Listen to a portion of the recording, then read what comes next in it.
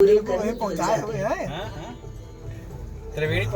यहाँ प्रत्येक 12 वर्ष में कुंभ मेला और 6 वर्ष में अर्ध कुंभ मेले का आयोजन होता है। प्रत्येक वर्ष जनवरी मास में यहाँ माघ मेला लगता है।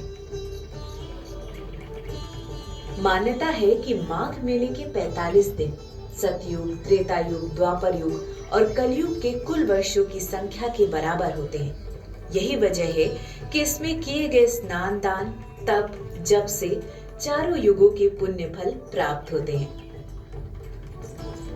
नीचे न देखो, ये नहीं आनंद ना अकबर आए। किला है। ये यमुना नदी के तट पर स्थित है। ऊपर देखियो तब लागे के हवाई जहाज बैठा। इसे 1583 में बनवाया। नीचे देखियो कहे भुइये महान। 30,000 वर्ग फुट में बना ये किला लगभग 45 सालों में बनकर तैयार हुआ था।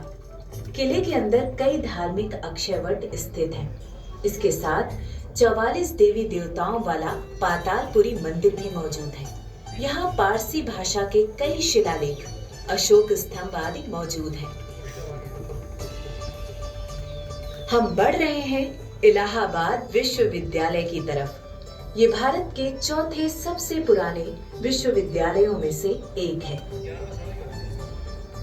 इसकी स्थापना संयुक्त प्रांत के lieutenant governor sir William Muir की देखरेख में हुई थी। इस विश्वविद्यालय की वास्तुकला में मिस्र, इंग्लैंड और भारत वास्तु तत्वों के अंश देखे जा सकते हैं।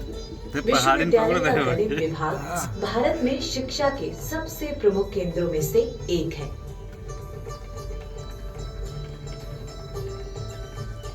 बदरी छाए कोहिरा। हम आपको भगवान शिव की नगरी बनारस की सैर पे ले जा रहे हैं।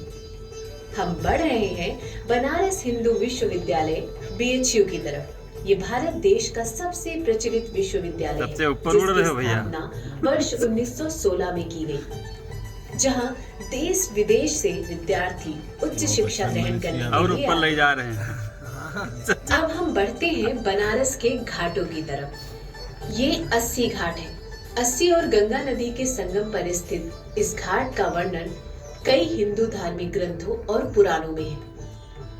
ये है दशाश्वमेध घाट, वाराणसी का सबसे ओजस्वी घाट।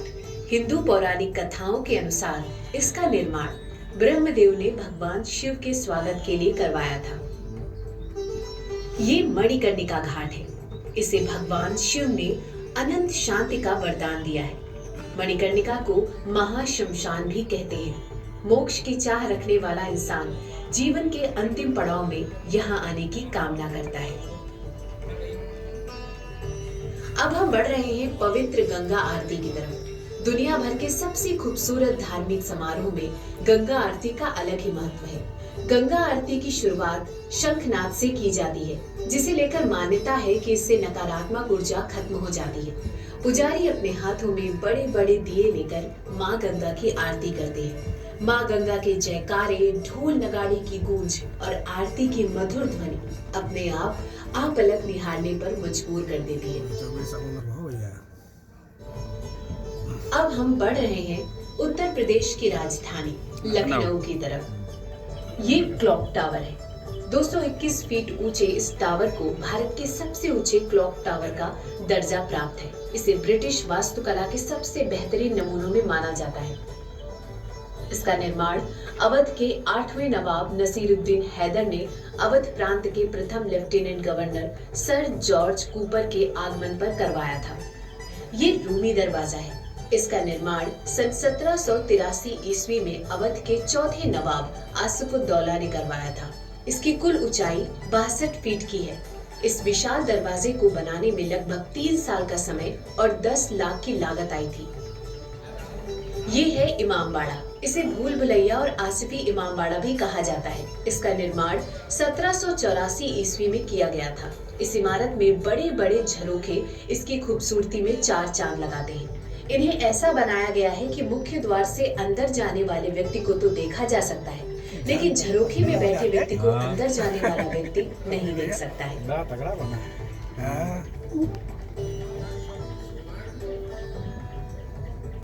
ये अम्बेडकर मेमोरियल पार्क है। ये लगभग 107 एकड़ फैला हुआ है। इस पार्क को डॉक्टर भीमराव अम्बेडकर सामाजिक परिवर्तन प्रतीक स्थल के नाम से जाना जाता है।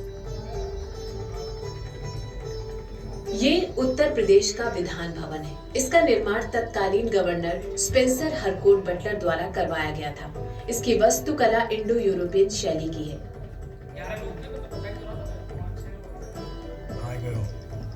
इसका अधिकांश भीतरी भाग संगमरमर का जहाँ बनाया गया है। कमर में कोई काम सीधा बढ़ा ही नहीं पीठ।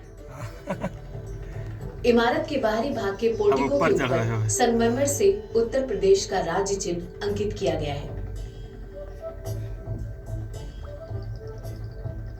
फिर नीचे जा रहे ये हैं। भारत रत्न श्री अटल बिहारी वाजपेयी इकाना क्रिकेट स्टेडियम है। इस स्टेडियम में 50,000 लोगों के बैठने की क्षमता है।